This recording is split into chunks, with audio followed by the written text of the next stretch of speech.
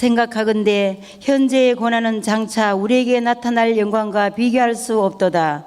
피조물이 고대하는 바는 하나님의 아들들이 나타나는 것이니 피조물이 허무한 데 굴복하는 것은 자기 뜻이 아니요 오직 굴복하게 하시는 이로 말미암음이라. 그 바라는 것은 피조물도 썩어짐의 종로로 탄 데서 해방되어 하나님의 자녀들의 영광의 자유에 이르는 것이니라. 피조물이 다 이제까지 함께 탄식하며 함께 고통을 겪고 있는 것을 우리가 아느니라. 그뿐 아니라 또한 우리 곧 성령의 처음 익은 열매를 받은 우리까지도 속으로 탄식하여 양자될 것 곧 우리 몸의 성량을 기다리느니라.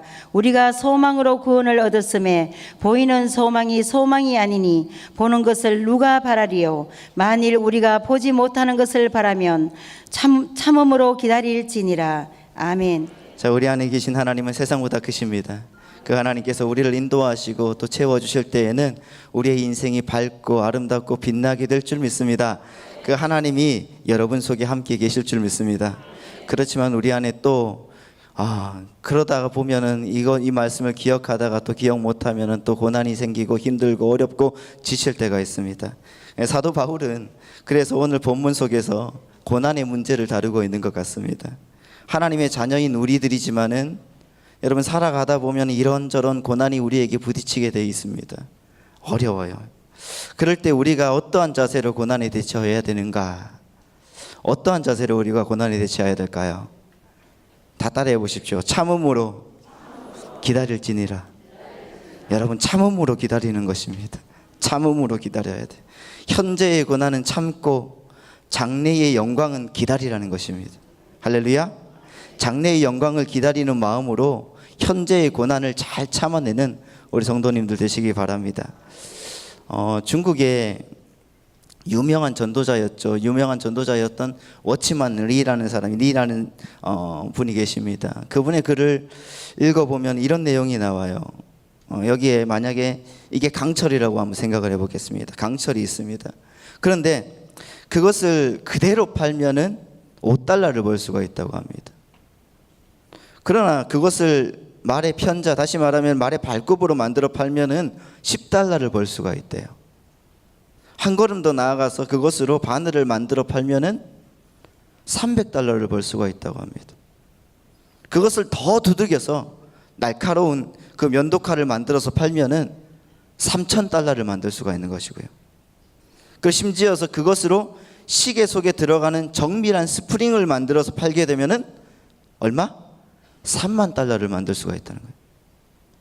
그러니까 그런 값어치가 나가는 제품으로 만들 수 있습니다. 똑같은 제품입니다. 재료입니다. 하지만은 그것을 두들겨서 연단할수록 그 강도는 더 높아집니다.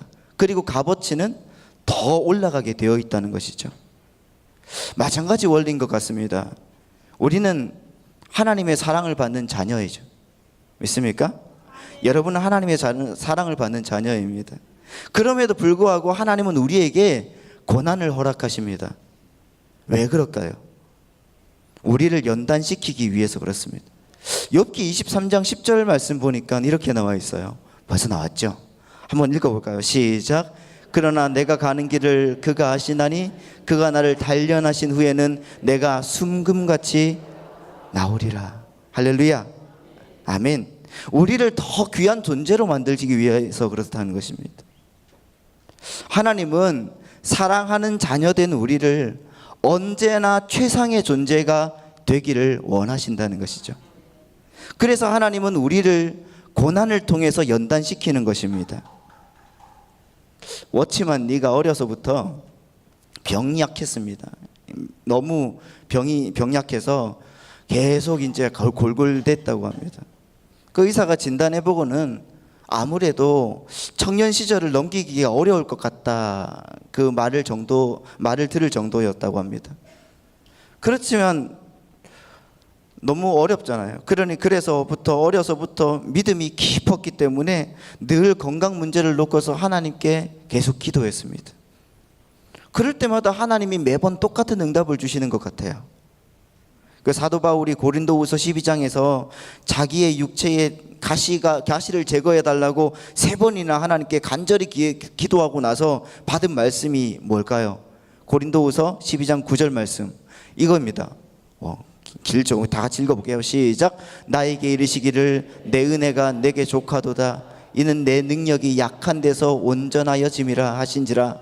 그러므로 도리어 크게 기뻐함으로 나의 여러 약한 것을 대하여 자랑하리니 이는 그리스도의 능력이 내게 머물게 하려 함이라. 아멘. 어찌만 이도 똑같은 응답을 받는 겁니다. 그런데도 사도 바울은 이 기도를 하고 나서 이제 크게 기뻐했다고 하는데 그 마음에 그 응답이 흡족하게 와닿지 않는 겁니다. 몸이 아프기 때문이에요. 너무 아파요. 그래서 그는 하나님이 그에게 하신 일이 너무 섭섭해서 몸이 아플 때마다 눈물을 지으며 울었다고 합니다. 하나님, 나에게 왜 이런 가시를 주셔서 나를 힘들게 하십니까? 그런 어느 날 꿈을 꿨습니다. 그 꿈 속에서 배를 타고 양자강을 쫙 거슬러 올라가고 있었습니다. 한참을 올라가는데 갑자기 눈앞에서 큰 바위 덩어리가 하나가 딱 솟아오르고 있더래요. 그래서 그 바위를 앞질러 가려고 하는데 그 바위가 막고 있기 때문에 어찌만 네가 타고 있는 배는 더 이상 앞으로 나갈 수 없습니다. 급한 마음에 하나님께 기도를 합니다. 하나님, 큰 바위 덩어리가 저를 막고 있습니다. 그래서 앞으로 나갈 수가 없어요. 그러니 하나님께서 이 바위 좀 치워주십시오. 기도했다고 합니다. 그때 하나님이 그에게 물었습니다. 얘야, 내가 너를 위해서 그 바위를 치워주는 게 좋겠니? 아니면은 강물이 충분하게 불어나서 너로 하여금 그 바위를 뛰어넘어 지나갈 수 있도록 해주는 것이 좋겠니? 이렇게 물어봤다고. 곰곰하게 생각해보고 답해주렴. 곰곰하게 생각을 해봤어요. 물론 앞에 있는 바위를 치우면은 어떻게 됩니까? 그 순간은 쉽게 지나갈 수 있지만은 여러분, 그 앞에 또 다른 바위가 나타나지 않으리라는 보장이 없잖아요. 그러니까 강물이 충분히 불어나게 되면은 앞으로 바위가 나타나도 그 바위 위를 타넘고 갈 수가 있으니까 쉽게 목적지까지 갈 수가 있을 것 같았습니다. 그래서 하나님께 이렇게 기도를 했다고 합니다. 하나님, 강물이 불어나서 제가 바위 위를 지날 수 있도록 해주시면 좋겠습니다. 그 순간에 강물이 충분하게 불어났어요. 그래서 그 목적지까지 무사히 갈 수가 있었다고 합니다. 그리고 나서 잠에서 깼습니다. 귀한 깨달음을 얻은 거죠. 지금껏 자기 앞에 놓여있는 장애물 하나 때문에 고통하면서 그것을 없애달라고 막 기도했는데, 그런데 가만히 생각해 보니까 하나님의 은혜를 충분하게 받기만 하면, 할렐루야, 하나님의 은혜를 충분하게 받기만 하면 그 어떤 고난이라도 쉽게 이길 수 있다는 것을 자기가 깨달았던 거예요. 여러분, 하나님의 은혜를 충분하게 받기만 하면 됩니다. 그 뒤부터 여러분, 어찌만 네가 자기의 병을 고쳐달라고 간구하지 않았다고 합니다. 그 대신에 하나님의 족한 은혜를 받을 수 있도록 하나님, 나를 인도해달라고 계속적으로 기도했다는 것이죠. 과연 그 하나님의 넘치는 은혜로 말미암아서 여러분, 어찌만 네가 정말 하나님의 은혜 바닷속을 마음껏 노져가는 삶을 살았다고 합니다. 의사는 그 사람이 청년 시절을 넘기 어려울 것이라고 말했지만은 그분은 80세까지 살았다고 합니다. 80세가 넘도록 살았어요. 그러면서 그는 중국의 기독교 역사상 지울 수 없는 가장 큰 자취를 남긴 훌륭한 신앙인으로 자리매김하게 되었다는 것입니다. 여러분, 마찬가지입니다. 우리 안에서 하나님의 은혜의 풍성함이 있다고 하면 우리의 인생은 변화되게 되어 있다는 것이죠. 중국 얘기를 했으니까 이제 일본 얘기를 한번 해볼까요? 일본의 유명한 신앙인이자 소설가인 미우라 아야코라는 여사가 있습니다. 그분도 평생 질병과 싸우고 환난과 그런 환난 속에서 그 환난을 겪은 분입니다. 너무나 어려운 삶을 살았는데 그분이 이런 말을 했습니다. 그의 책에서 병들지 않고서는 드리지 못할 기도가 따로 있습니다. 병들지 않고서는 믿을 수 없는 기적이 따로 있습니다. 병들지 않고서는 들을 수 없는 말씀이 따로 있습니다. 병들지 않고서는 가까이 갈 수 없는 성소가 따로 있습니다. 병들지 않고서는 우러러 볼 수 없는 얼굴이 따로 있습니다.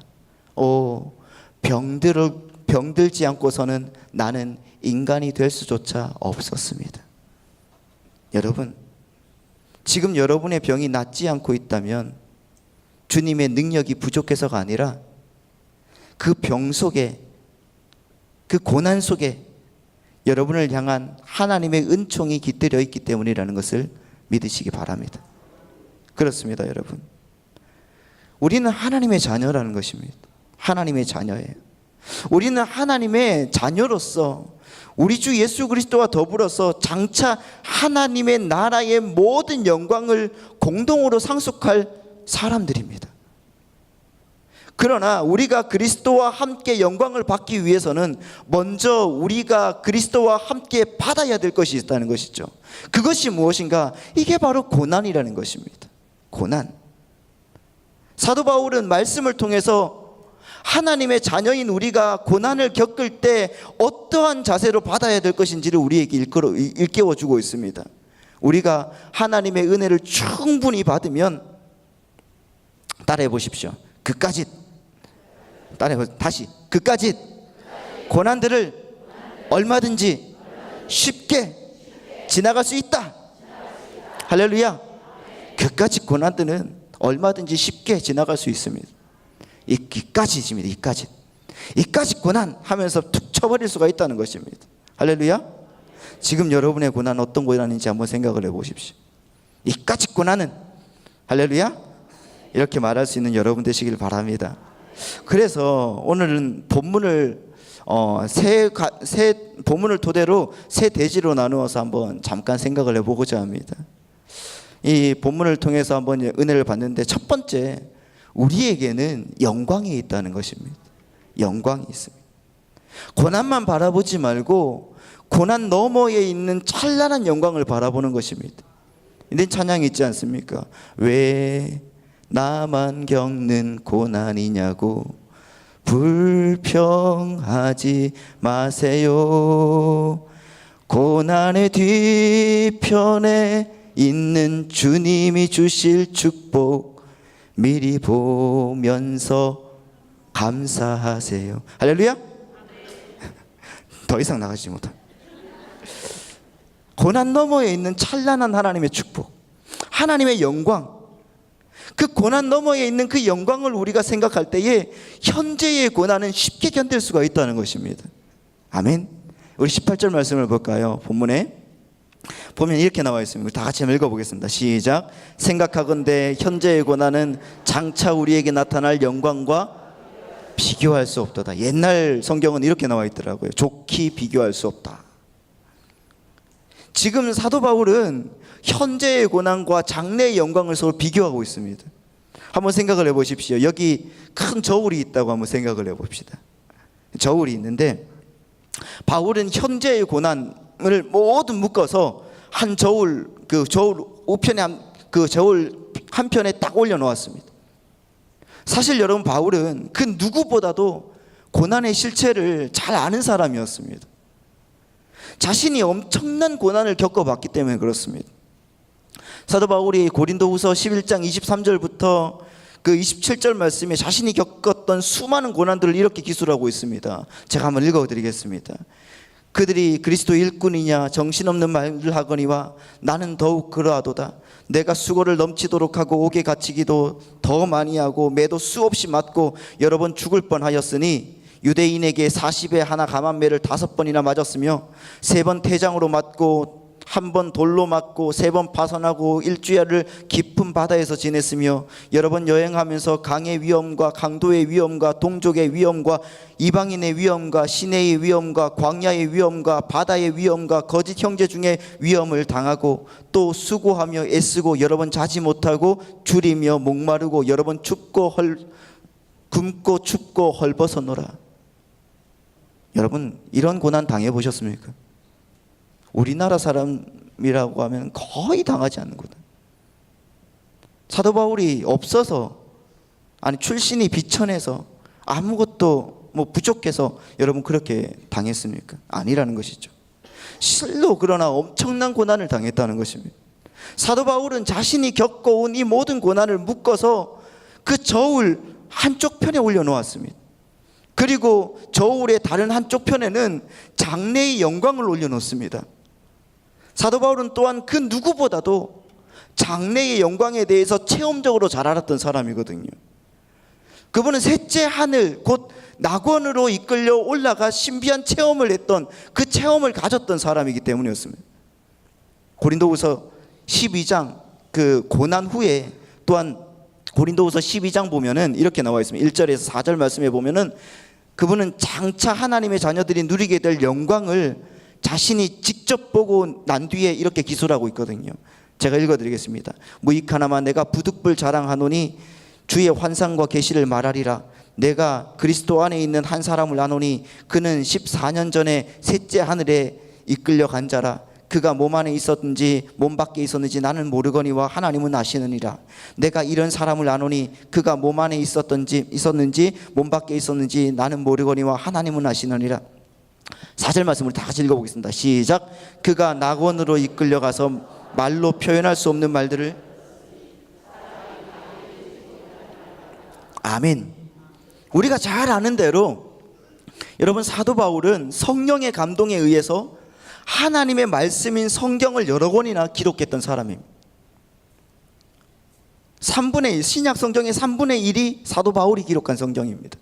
그럼에도 불구하고 그는 자기가 하나님 나라에서 본 그 놀라운 영광, 그 놀라운 영광과 그곳에서 들은 말을 도무지 사람들의 말로 어떤 사람의 말로는 형용할 길이 없다고 말하고 있습니다.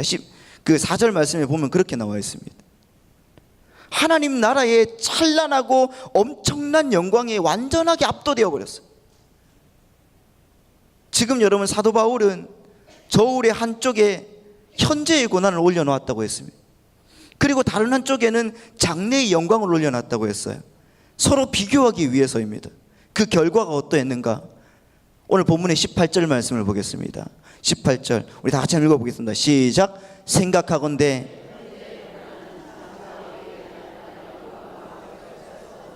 좋게 비교할 수가 없다. 계속 보여주십시오. 18절 말씀. 생각하건대 현재의 고난은 장차 우리에게 나타날 영광과 비교할 수 없도다. 비교할 상대가 되지 않는다는 것입니다. 현재의 고난은 장래의 영광에 비해서 너무나 가볍다는 것입니다. 믿어지십니까? 아멘? 예, 그렇습니다. 반대로 여러분, 장래의 영광은 현재의 고난에 비해서 너무너무 무겁다는 것이죠. 그래서 그 둘을 저울 위에 올려놓자마자 그 저울이 완전히 기울어지고 말았습니다. 무엇으로요? 영광으로. 하나님의 영광으로 말입니다. 균형을 잃어버리고 말았습니다. 비교할 대상이 되지 않는다는 것입니다. 고난과 영광이. 고난은 여러분 경한 것입니다. 믿습니까? 그러나 영광은 중하다는 것을 믿으시기 바랍니다. 고난은 일시적인 것입니다. 그러나 영광은 영원하다는 것입니다. 고난은 땅에서 받는 것이지만 그러나 영광은 영원한 하늘나라에서 받는다는 것을 믿으시기 바랍니다. 고난은 사람에게서부터 옵니다. 그러나 영광은 하나님께서 주어주신다는 것을 믿어주시기 바랍니다. 사도 바울은 장래에 누리게 될 영광의 중함을 알았기 때문에 그는 일생 동안 주님을 위해서 기꺼이 고난을 당하면서 헌신하는 거예요.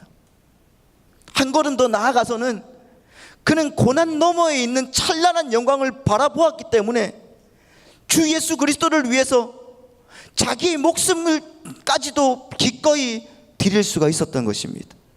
그렇게 순교를 했다는 것이죠. 여러분, 현재의 고난을 겪고 있습니까? 지금 내 마음이 너무나 아프고 자식 때문에, 남편 때문에, 내 직장에 있는 사람들 때문에, 또한 내 사업장에 있는 사람들 때문에 내가 고달프고 힘들고 어렵습니까? 아니면 나의 질병 때문에 어떻게 해야 될지 모르고 방황하고 유리하고 있습니까?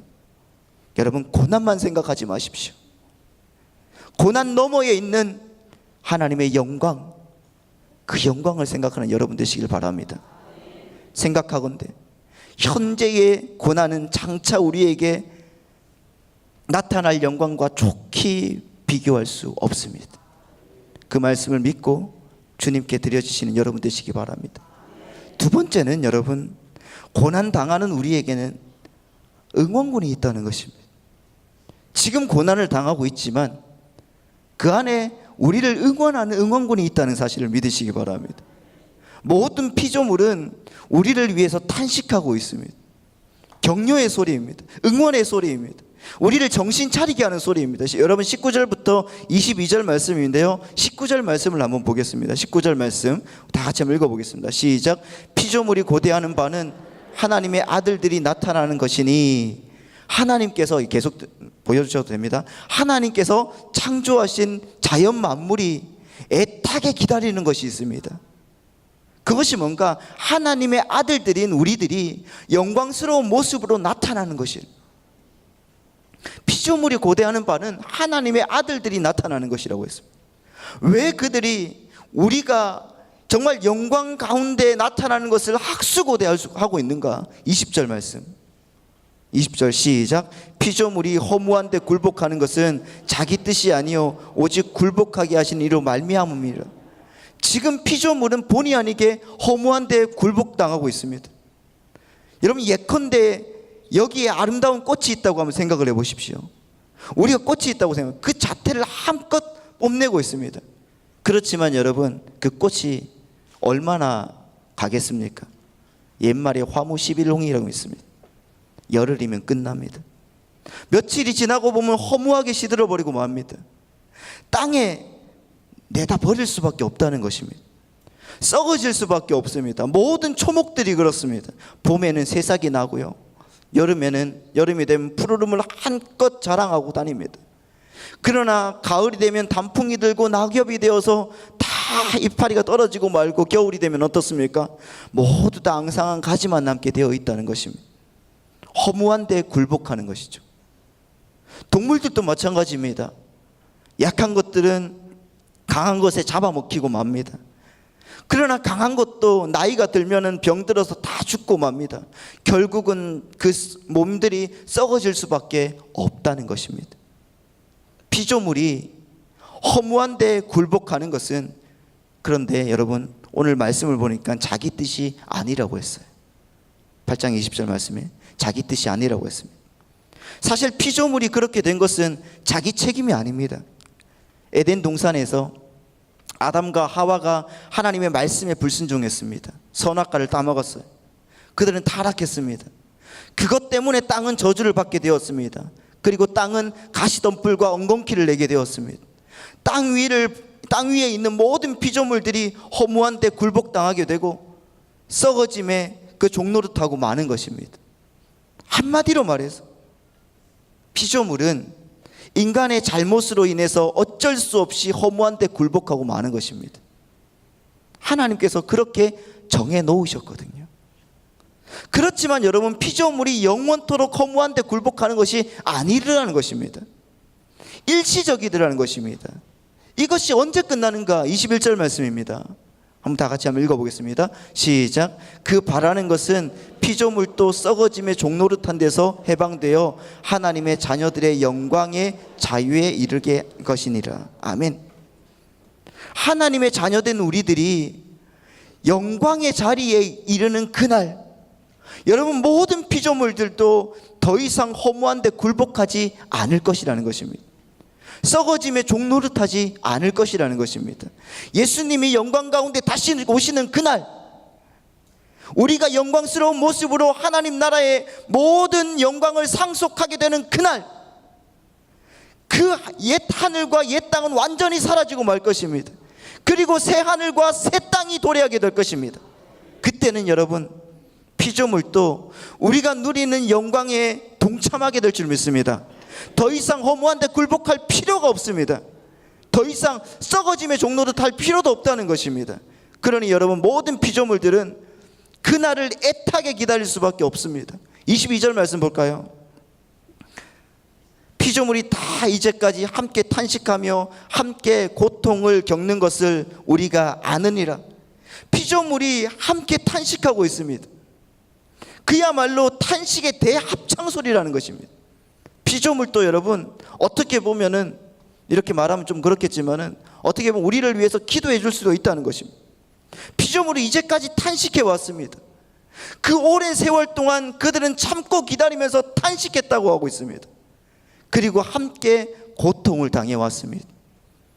피조물은 인간의 타락 때문에 썩어짐의 종노릇을 하면서 허무한 데 굴복하면서 엄청난 고통을 당해 왔다는 것입니다. 사랑하는 성도 여러분, 피조물이 오랜 세월 동안에 탄식하면서 고통을 당하면서 지금까지 참고 기다려왔다면은 하나님의 자녀인 우리는 어떻게 해야 된다는 것입니까? 어떻게 해야 될까요? 이 땅에서 잠깐 당하는 그 고난을 여러분 우리도 참음으로 기다려야 될 것입니다. 아멘. 그렇지 못한다고 하면 우리가 하나님의 자녀로서 면목이 서지 않을 것입니다. 여러분 우리에게는 응원군이 있습니다. 힘들고 어려울 때마다 피조물이 우리를 위하여 탄식합니다. 믿으십니까? 그 합창 소리를 여러분 들어보시기 바랍니다. 내가 지나가는데 저 가로수가 누구야 힘내 막 이렇게 얘기하는 것을 여러분 들으십니까? 못 듣죠? 그 소리 들으면 좀 이렇게 된 사람이다 이렇게 생각하지 않습니까? 그러나 여러분 그 피조물이 우리를 위해서 탄식하고 있다. 그 피조물이 내가 지나갈 때마다 장현아 힘내 너 잘할 수 있어 이렇게 얘기하는 것 같아. 이상하게 보는 여러분 그 합창 소리를 들으시는 여러분 되시기 바랍니다. 그 소리는 우리를 격려하는 소리입니다. 정신이 번쩍번쩍 들게 하는 소리라는 것을 믿으시기 바랍니다. 우리의 고난이 사라지고 우리에게 영광이 임할 것을 바라보면서 애타게 탄식하는 그 소리를 여러분 들으시기 바랍니다. 마지막으로 세 번째는 우리에게 소망이 있다는 것입니다. 그렇기 때문에 우리에게 소망이 있습니다. 우리에게 소망이 있으니까 우리는 얼마든지 현재의 고난을 견뎌낼 수가 있는 것입니다. 23절에서 25절 말씀입니다. 자, 23절에서 24절 말씀을 한번 보겠습니다. 23절에서 24절 말씀 우리 다 같이 읽어볼까요? 시작. 그뿐 아니라 또한 우리 곧 성령의 처음 익은 열매를 받은 우리까지도 속으로 탄식하여 양자될 것 곧 우리 몸의 속량을 기다리느니라. 우리가 소망으로 구원을 얻었음에 아멘. 이미 우리는 여러분 영적으로 구원함을 받았습니다. 그러나 성령께서 주실 마지막 열매인 양자가 될 것, 다시 말해 하나님의 아들이 될 것, 하나님의 딸이 될 것, 우리 몸의 구속은 아직 소망으로 남아있다는 것입니다. 그래서 우리가 소망으로 구원을 얻었음에 라고 말하고 있습니다. 소망의 본질이 무엇인지 한번 생각을 해보십시오. 소망이 무엇입니까? 소망은 현재적인 것이 아니고 미래적인 것입니다. 눈에 보이는 것을 바라는 것이 아니고 눈에 보이지 않는 미래의 것을 바라는 것이 바로 소망이라는 것입니다. 할렐루야. 예를 들어 보십시오. 내가 고시를 공부를 하고 있다고 생각을 해보세요. 고시를 공부하는 사람이 있는데 그 고시에 합격하기를 소망할 것입니다. 그 고시에 합격이 이미 했다고 하면은 그것은 이미 지나간 것이죠. 소망이 지나간 것입니다. 그러면 이미 합격한 것을 바랄 이유가 없습니다. 소망은 미래적이고 또 눈에 보이지 않는 것을 바라는 것입니다. 그래서 여러분 25절 말씀을 보시기 바랍니다. 마지막 말씀 우리 다 같이 읽어보겠습니다. 시작. 만일 우리가 보지 못하는 것을 참음으로 기다릴지니라. 만일 우리가 보지 못하는 것을 바라면 뭐하라고요? 참음으로 기다릴 것이다. 우리는 보이지 않는 미래적인 것, 곧 우리에게 나타날 영광을 바라보고 있습니다. 그리고 하나님의 아들이 될 것, 하나님의 딸이 될 것, 곧 우리 몸의 속량, 구속을 그 소망 가운데 기다리고 있다는 것입니다. 그런데 우리의 소망은 그저 막연한 기대와 다르다는 것이죠. 왜 그렇냐? 하나님의 약속이 있기 때문에 그렇습니다. 오늘 우리의 소망이 다른 사람들과 다른 이유는 하나님의 약속이 우리 가운데 있기 때문입니다. 하나님은 신실하십니다. 그분은 결코 거짓말을 하실 수 없습니다. 약속하신 것을 반드시 이루어질 줄 믿습니다. 그 약속의 근거에서 우리는 장래에 나타날 영광을 바라보고 있는 것입니다. 그렇다고 하면 여러분, 우리가 이 땅에 살아가면서 잠깐 당하는 고난을 어떤 자세로 우리가 임해야 될 것인가? 여러분, 다 같이 따라해 봅시다. 참음으로 기다릴지니라. 참음으로 기다릴지니라. 더 크게 해봅시다. 참음으로 기다릴지니라. 할렐루야. 그렇습니다, 여러분. 참음으로 기다리는 거예요. 참아야 돼. 오늘 여러분들에게 어떤 말이 들려옵니까? 아니면 어떤 어려움이 있습니까? 참으십시오. 기다리십시오. 하나님이 소망을 주실 줄 믿습니다. 현재의 고난은 참고 장래의 영광은 믿음으로 기다리는 것입니다. 하나님의 말씀을 의지해서 기다리라는 것이죠. 장래의 영광을 바라보면서 기다리는 마음으로 현재 잠깐 당하는 그 고통은 참고 견뎌내라는 것입니다. 하나님의 약속대로 여러분 반드시 이루어 주실 줄 믿습니다. 장로교의 창시자였던 존 칼빈 그 선생님이 이렇게 말을 했다고 합니다.